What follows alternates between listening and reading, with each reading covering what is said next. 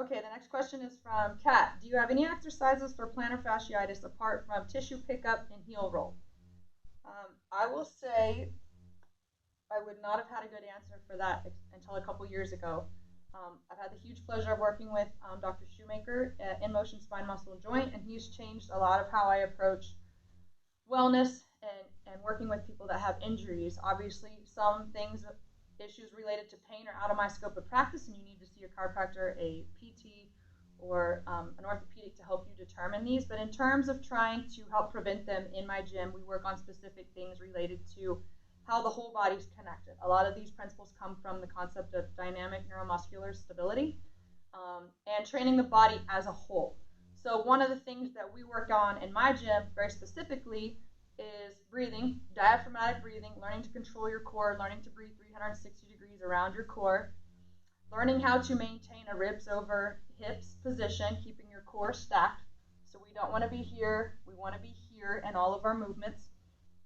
And as a result of working on respiration, as a result of working on core and pelvis control, we can start working on diminishing issues related to the lower extremities. I was just on a seminar the other day that was talking about, I can't even remember what the percentage is, of lower extremity injuries that were taken care of simply by taking care of respiration control, core and pelvis control, and as a result, the lower extremities issues took care of themselves.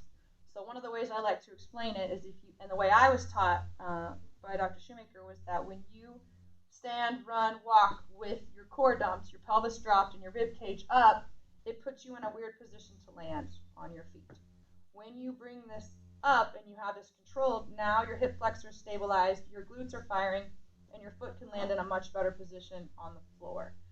So we do a lot of these types of things in my warm-ups, especially the people that are preparing for running events, to try to help maintain that. So my suggestion would be maybe to not stop, but as you're training the pain and the area that causes pain, start looking up the chain to more specific issues that may be causing the loading of the foot to be wrong. And a lot of times it's related to lack of breathing properly, lack of core control, and your inability to activate the glutes down to the foot because of your inability to control your core. So if you have more questions about that specifically, let me know. I program for people online also, but hopefully that gives you a little bit of a different perspective on your approach. We also encourage foam rolling the shins and the calves, as there tends to be a lot of trigger points in those areas, trying to create stability for the foot that it does not have.